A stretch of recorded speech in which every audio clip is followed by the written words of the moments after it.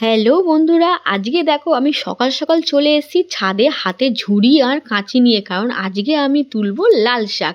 তোমাদের আগের ভিডিওতে আমি দেখিয়েছিলাম যে এই বছর শীতে আমার বরের খুব ইচ্ছে হয়েছে যে ও ছাদ বাগান বানাবে। তো যেমন ভাবনা তেমন কাজ, ও ছাদ বাগান বানিয়েছে, সেখানে অনেক কিছু বসিয়েছে, অনেক সবজি বসিয়েছে, অনেক ফল গাছ ফুল গাছ সব কিছু করেছে। তো তার পাশাপাশি দেখো এই লাল শাকের বীজও ফেলেছিল। তো সেই লাল শাকের বীজ থেকে তো কত সুন্দর সুন্দর বড় বড় কচি কচি লাল শাক হয়েছে। তো এই লাল শাকগুলো বড় হয়ে গেছে বলে আমার বর বললো আজকে এগুলোকে কেটে নাও, আজকে এই লাল শাক রান্না করা হবে।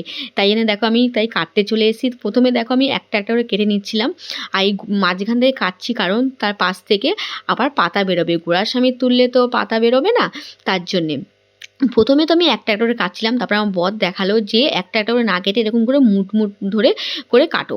আর তার পাশে দেখো বন্ধুরা এরকম কমলি শাকের বীজও ফেলা হয়েছে। সত্যি নিজের হাতে চাষ করা জিনিস খেতে যে কি ভালো লাগে সেটা তোমাদের কীভাবে বলবো, যারা করে তারা নিশ্চয়ই জানে। তো কাদের এরকম ছাদ বাগান আছে এবং কারা এরকম এই শীতে ছাদ বাগান বানিয়েছো তোমরা অবশ্যই কিন্তু আমাকে কমেন্ট করে জানিও। আর দেখো কত সুন্দর সুন্দর কচি কচি লাল শাকগুলো এক ঝুড়ি হয়েছে। তো যাই হোক, আজকের ভিডিওটা কেমন লাগলো তোমরা অবশ্যই জানিও কমেন্ট